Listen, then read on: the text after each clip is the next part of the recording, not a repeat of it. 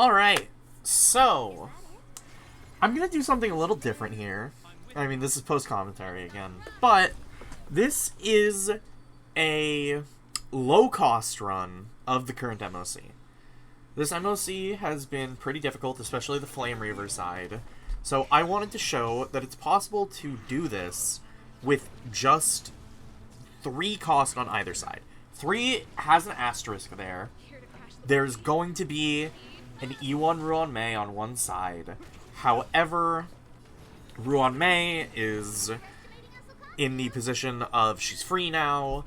Additionally, I did this before getting E1 Ruan Mei and just didn't record it until after.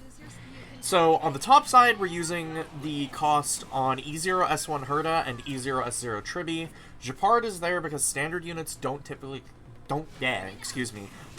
count as cost.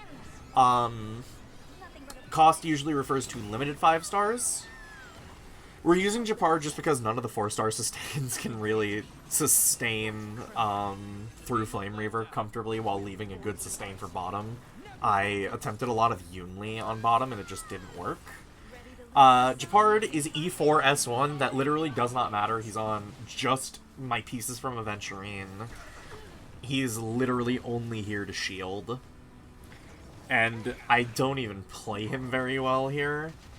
He purely exists to keep the team alive. You can replace him with whatever sustain you want. So we have a Passkey Windset Serval, we have a Poet Dance Dance Dance Tribbie, E0S1 Scholar Herta, and Gepard on an Aventurine build for this. I think I go for the Serval skill here, because it'll charge an ult. Yeah. The energy timing on Serval's E is still so strange to me.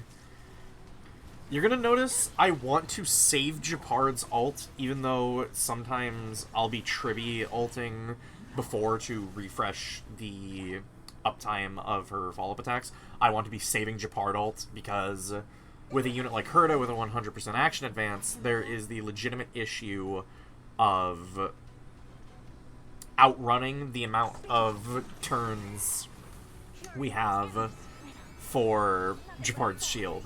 That ult was 100% a waste, but so be it.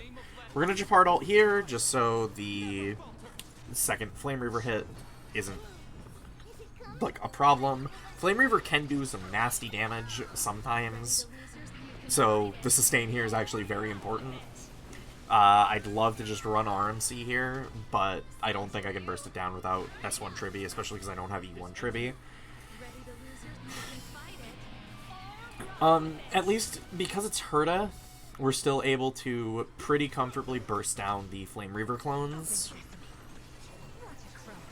which will chunk in for 20%. We have to set up a Tribbie E here. If memory serves, I completely misplay the end here. I don't think I should go for an E there, because it doesn't get me my skill back. And skill points are a lot messier on this team, using Gepard instead of Aventurine, or really any other sustain, just because Gepard's shield uptime isn't great for AoE situations. Because the thing that makes Gepard so good is, or so good, quote-unquote, is the fact that he has aggro draw on his cone, and he will tank all of the single target hits. However, Flame Reaver is a full AoE fighter, or I think it's blast into AoE, or 2-target into AoE, something. But AoE and fast-moving characters like Serval on the Windset, or Herta with the ult with 100% action advance, just isn't conducive to him having great uptime. And there are times where I would want to skill to get his ult charged faster, and I think I do it here, yeah. This is also worth noting, I have not played Gepard in, like, over a year before attempting this challenge. I apologize, I just dropped my hairbrush. I've not played Gepard in a very long time, so I am playing him kind of poorly here. And We chose the 1 cost to be on Herta rather than Tribbie, or the additional 1 cost to be on Herta rather than Tribbie, because Herta having the skill point uptime is too big to give up on, whereas Tribbie can afford to do a little less damage in exchange for DDD procs. Because DDD actually is probably the difference maker. If DDD didn't exist, I flat out don't think we get this clear. And then Herta E, I don't believe kills here? Yeah, we gotta spend another cycle. Which, unfortunate, but we don't even have the skill points to Tribbie skill here. Which, I'm just sitting here thinking, why did I forget to leave a skill point for that? But it's fine, Herta's just gonna finish this off. We're gonna be able to get a Serval. I threw there, I could have Serval ulted first, and then we're gonna just pop all the ults and get a Herta ult, I believe. Or maybe the Tribbie into Serval just kills.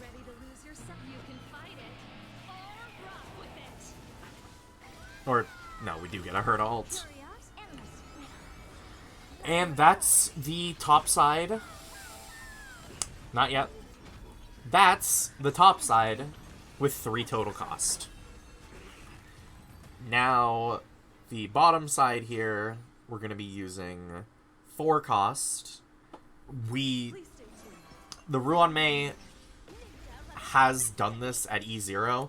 We're using E0 S1 Rappa, E1 not necessary S0 Ruan Mei, running Memories of the Past. HMC is also on Memories of the Past.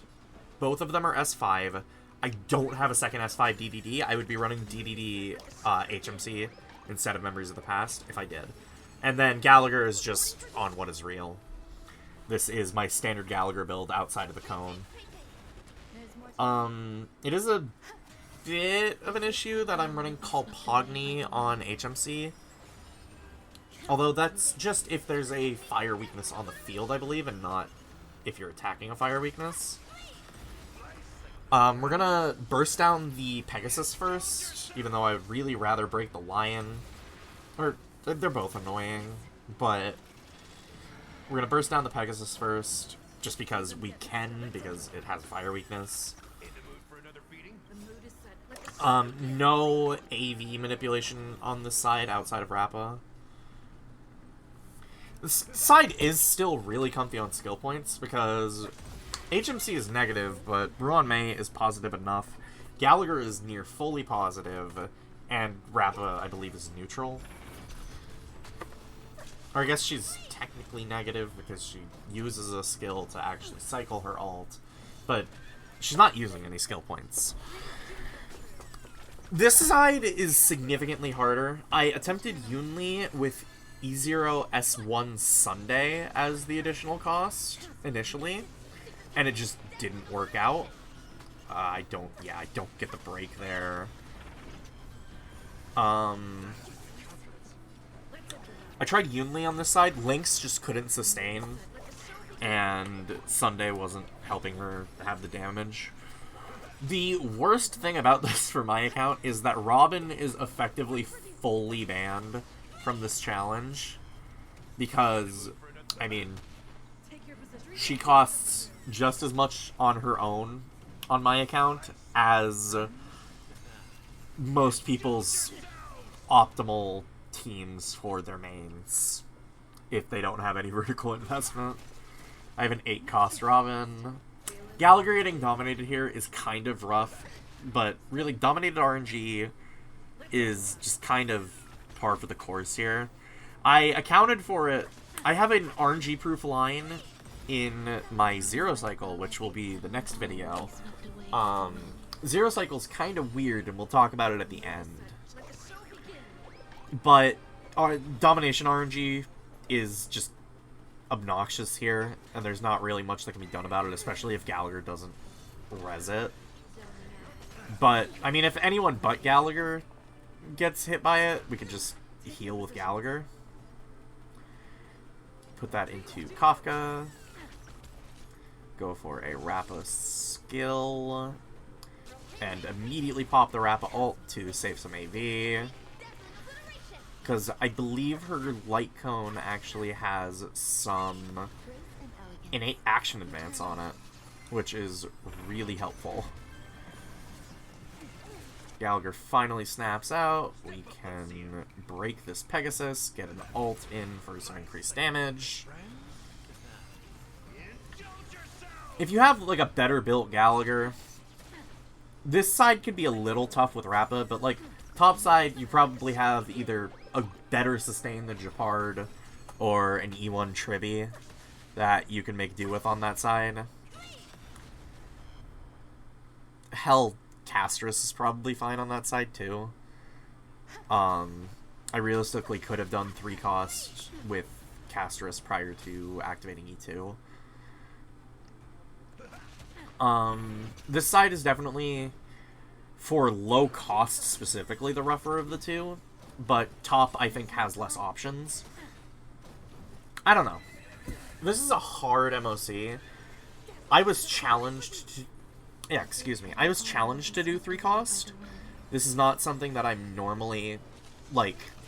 I'm not trying to pioneer low-cost runs. I just thought, okay, I kind of rely on my eidolons.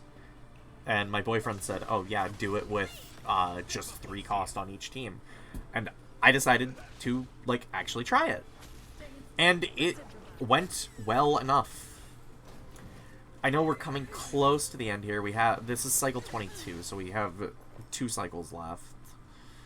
Because we go into 21 here. HMC getting hit there. HMC ult cycling does literally nothing in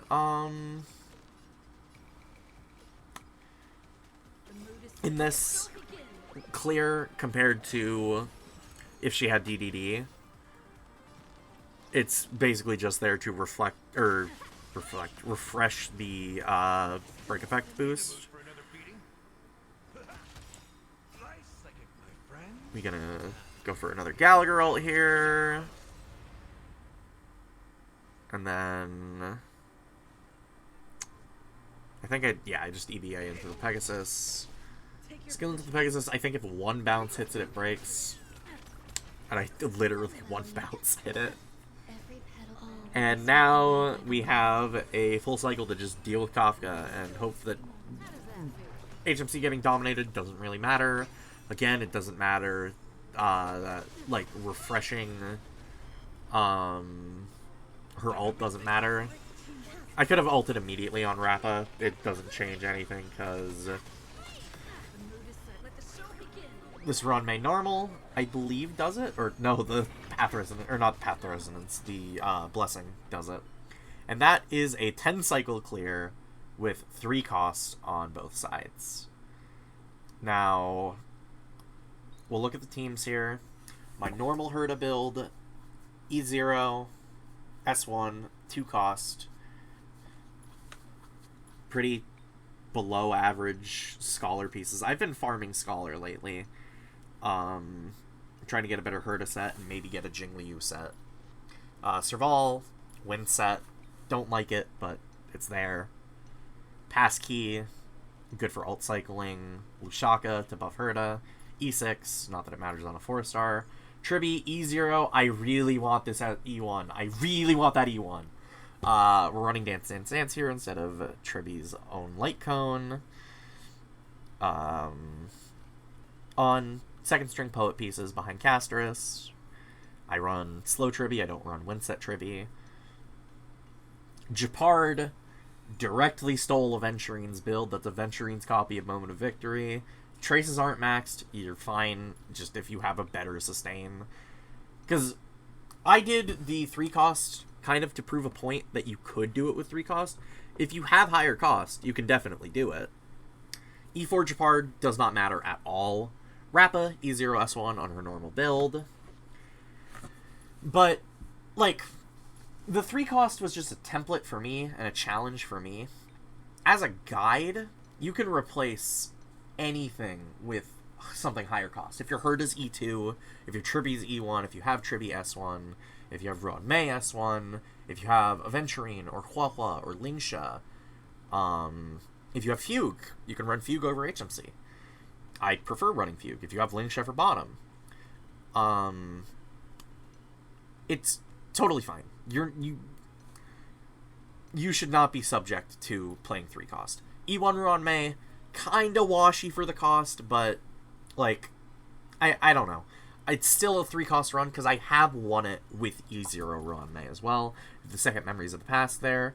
HMC's on Thief. But yeah, the average player is not beholden to these rules. You should not restrict yourself to 3 cost, but if you can only manage 3 cost, you're still honestly fine. You can run this. Herta can use really whatever 3 cost it wants for that team. The Rappa team kind of has to be E0S1 Rappa. But then, little sneak peek at the Zero Cycle here, we're going to be using Casterus on one side and Firefly on the other. I actually found a route for Firefly. So, I would have liked to use Herta. Oops, I'm going to have to add, like, a little end card again. I forgot the video cut out that suddenly. But Zero Cycle's going to show Casterus, Firefly, kind of unique Firefly team, not something you're going to see coming on the bottom half. But that was a pretty much budget clear of this MOC.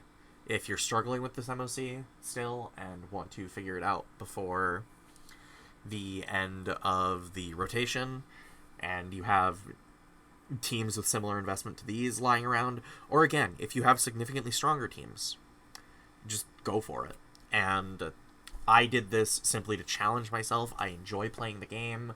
I enjoy trying new things in the endgame modes, especially MOC, and having the opportunity to actually manage to pretty much, like, actually beat an MOC with such limited cost. I feel skilled for being able to pull this off. So, thank you for watching. I will see you in the next video. Should be Zero Cycle of this MOC. And thank you for watching.